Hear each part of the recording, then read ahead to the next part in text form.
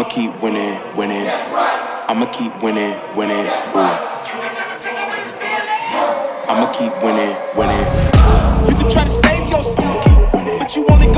What's going on, guys? Jake Ham back on another video, and today I'm going to be giving you 5 teams I think could potentially trade up in the first round of the 2025 NFL Draft that's coming up. We're about 50 days away, so we're starting to get more of what we think teams are going to be going for, and we'll know especially next week after free agency. But before we get into it, please make sure to like the video, comment down below anything you agree or disagree with, and make sure to subscribe to the channel for future NFL content I'm going to be putting out, whether it's free agency coming up next week, whether it's the NFL Draft, whether it's pro days, stuff like that. So make sure to subscribe to the channel to be able to keep up with all that stuff that I'm going to be putting out. Jumping into the first team I'm going to be talking about is the New York Giants. So with the New York Giants, they're in an interesting spot. There's still a couple dominoes that could fall. It turns out they pushed hard for Matthew Stafford to try to be their quarterback. That's really what they're looking for, is the quarterback to be able to come in and make an impact. There's a lot of rumors that they might be going after Aaron Rodgers, and they might bring Aaron Rodgers and Davante Adams into the New York Giants so they don't have to move very far. But right now, a lot of the rumors is about them moving up potentially,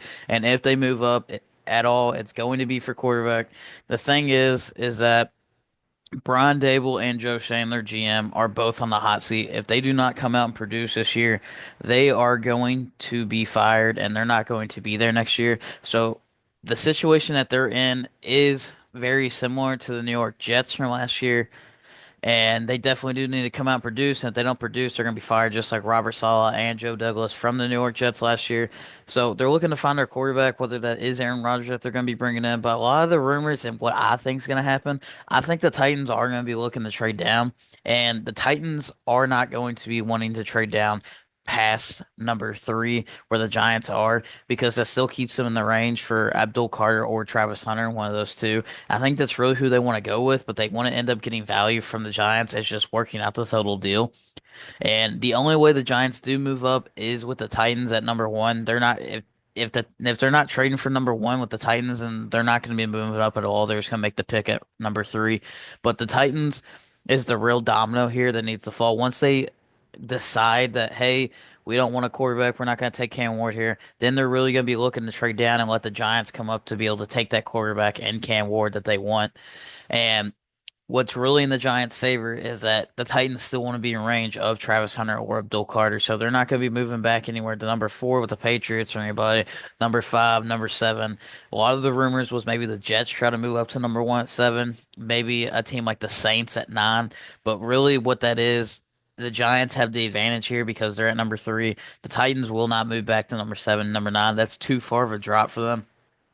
And the real idea that they want is that, hey, maybe we can move back to 3, let the Giants come up and get their guy at quarterback, and then we can still move back to number 3 and still get it. If Cleveland ends up taking Shador at that point too, then we get the pick which one we want from Abdul Carter or Travis Hunter. But even if the Cleveland Browns end up going with one of the two, we still get one of the 2 top prospects in this class that are considered the 2 best players in this class, and Abdul Carter and Travis Hunter.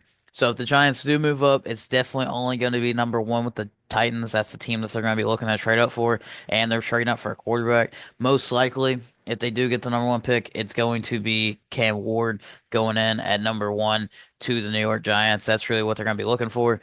They could still bring in a guy like Aaron Rodgers and sit Cam Ward, because they need Aaron Rodgers to come in and make that immediate impact so that they can save their job for Brian Dable and Joe Shane, then move on to Cam Ward after letting him sit for a year behind him. But that would be the main focus of the New York Giants trying to move up.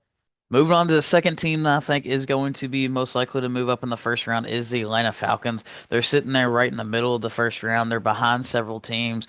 And I think mainly what they're going to be trying to move up for, if they do try to trade up, is for the defensive line. They've taken offensive picks in the first round the last 4-ish years. They took Kyle Pitts, they took Drake London, they took Bijan, they took Michael Penix. Those were all offensive picks. So they're kind of set on offense. They have a very good offensive line. So they don't really need much on offense. They really need to beef up their defense. And with this class, it's very helpful for them because it is a loaded defensive line class with edge or interior. I think that's really what the Falcons are going to be looking for, is a nice edge piece to be able to go in with Matthew Judon in there. or they're going to be looking for a nice run stopper on the interior that could also potentially get to the quarterback. So they really need to beef up their defensive line. And a couple teams I could see them trading up with. I think the Jets could be in a valuable trade down spot if Mason Graham isn't there, if Armand Membu isn't there. The Jets could be calling and trying to move back and capitalize on some picks. They have a new regime.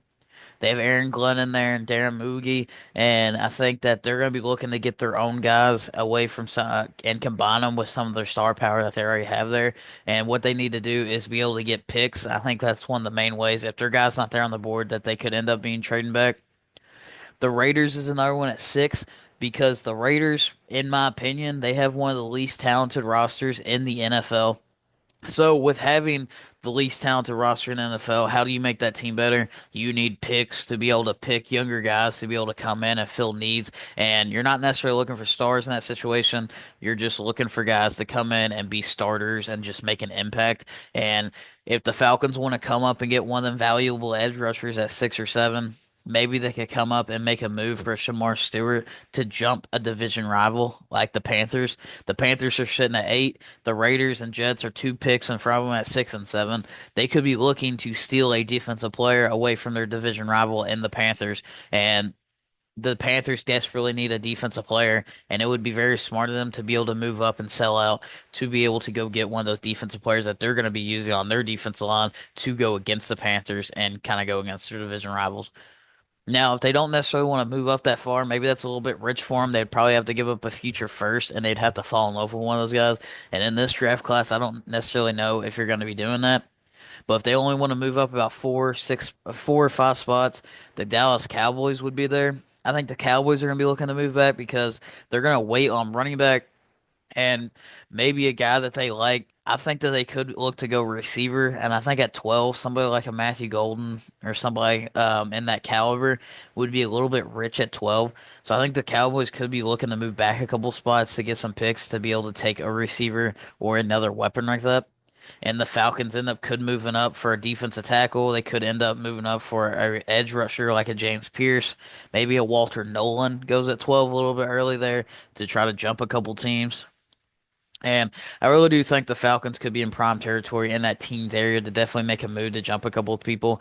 I thought about maybe the Bengals could be also be in there, but the Bengals almost never trade up or trade down. They almost never go into that situation. They almost always just take their pick where they are. And the Falcons, at least in the past, have had history of trying to move up and down the board a little bit to be able to finagle the system to be able to get their type of guy that they want.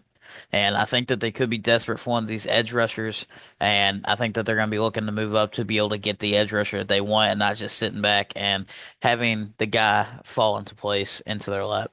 Moving on to the third team that I think is most valuable to move up into the first round is the Seattle Seahawks. The Seattle Seahawks are sitting at 18, I believe, and their prime position is offensive line is what they would trade up for. And really need center or guard. And I think with them being there, one of the guys that they could want could fall down to them at 18. I do think that a lot of the offensive linemen now are going to go earlier than what people think, and a lot of the offensive linemen that the Seahawks want are going to go earlier than they think.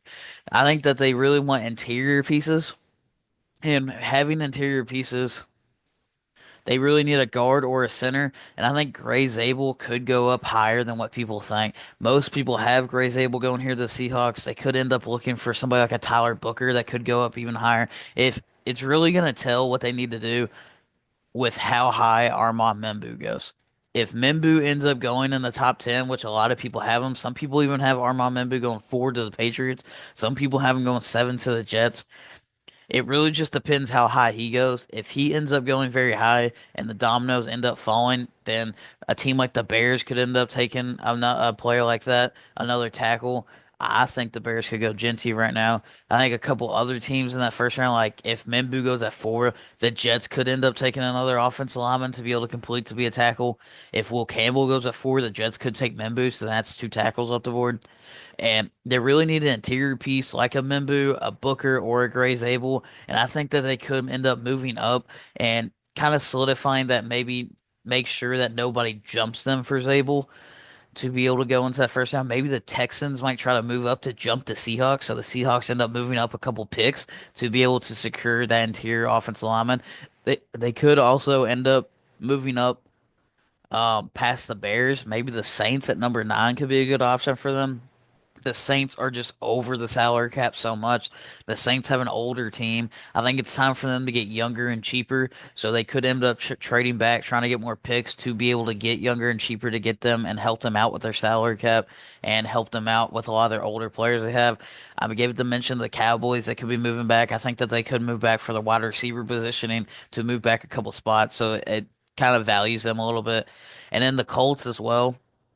If the tight ends are off the board, if Tyler Warren is off the board, I could see them moving back a couple picks to be able to take a Colson Love one. So then allowing the Seahawks to come up and take a Gray Zabel or one of them offensive linemen, really. But I think one of their targets would be Cowboys or the Saints because if the Seahawks are moving up, I think that they're going to try to jump the Miami Dolphins because the Dolphins are the team that would be most worried about taking the next offensive lineman. At that point, if they want to move up with the Saints, they would be moving up to jump the Bears and the 49ers, who could potentially end up taking offensive line. So it's really about them moving up to either secure Tyler Booker, Gray Zabel, or Armand Membu if they end up in that situation and they're possibly scared about another team moving up. I could easily see the Seahawks being able to trade up to be able to secure one of those interior offensive linemen. The next team I could see trading up is in the middle 20s. It's the Los Angeles Chargers, and I really think that they would be trading up for one of the offensive pieces, whether it's a running back, tight end, or a receiver. I think teams that could end up trading up with them could be the Cardinals. You know, the Cardinals may not see the value in a couple of those pieces. Maybe an offensive lineman goes off the board. The Cardinals don't necessarily like. Maybe the Cardinals are looking for a receiver. They could also be looking for interior defense linemen, maybe a lot of the defense linemen fall off the board, so they could be looking to move back. I think also the Buccaneers also could be looking receiver and wanting to trade back a little bit and just kind of saying, I think the Chargers mainly, if they were to move up, it's to mostly go for running back or tight end. I think a lot of receivers are going to be there at their pick, so they don't necessarily have to move up for a receiver. I think the main focus for the Chargers would be running back or tight end.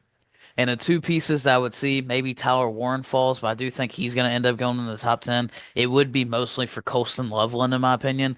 A lot of the sources have been saying that Colston Loveland is going to go much higher than what people think. He could go in the mid teens, maybe to like a Colts or somebody like that. And I think if he ends up getting past the Colts, the Chargers could easily move up at that spot. I think another prospect that could be interesting for the Chargers to be able to trade up would be Marion Hampton.